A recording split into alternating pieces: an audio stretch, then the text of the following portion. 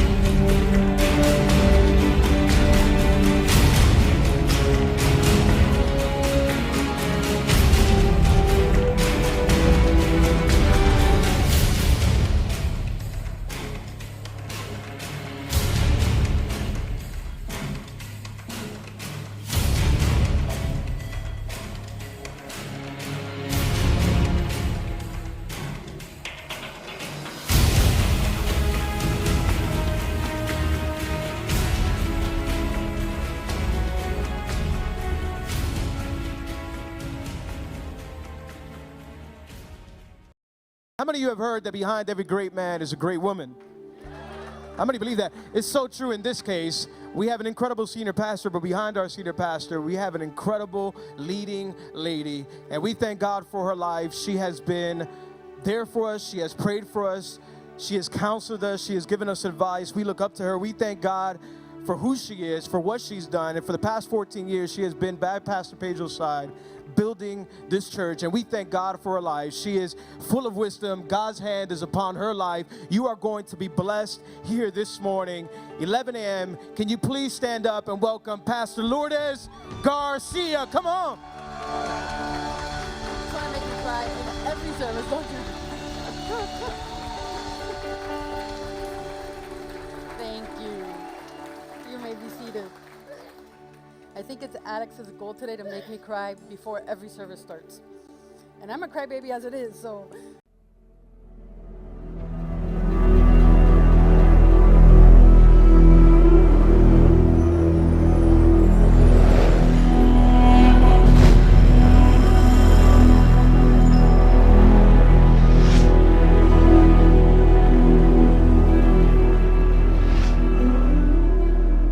Things. I really I'm glad Pedro's up here with us today. Pedro and I had a great conversation several months ago, and he told me the story about what God's done at his church, and he's gone through quite a transformation there in the church in Kendall in Miami. And I wanted to give him to just kind of give us a sort of a quick overview of what happened in his own heart, where the Lord just began to show him there's some stagnation here, and there's a whole new world that I want to bring you into. So, Pedro. Yeah, so thanks for having me, and thanks for putting this conference on. These things aren't easy to put on, and we just want to thank you for doing it. But yeah, man, for me, it was 10 years into the church. I'm 40 now, and so you're old, man. Yeah, 40. and aging in dog years. You know, for every one, it's 7, and at least it seems that way. But I started the church. I was 25 years old, and we basically, Lourdes and I were Christians for 4 years. From January 1996, we gave our lives to Christ. January 2000, we started the church. So needless to say, the first few years was us just surviving, Sunday and Wednesday. And, we hit our 10-year anniversary in 2010. Everything was going great. Church had momentum. It was growing, at least from the appearance of it. It was in a place where, had we not done anything, it would have just started to decline, because the church, although there was momentum, I noticed it was getting older with me.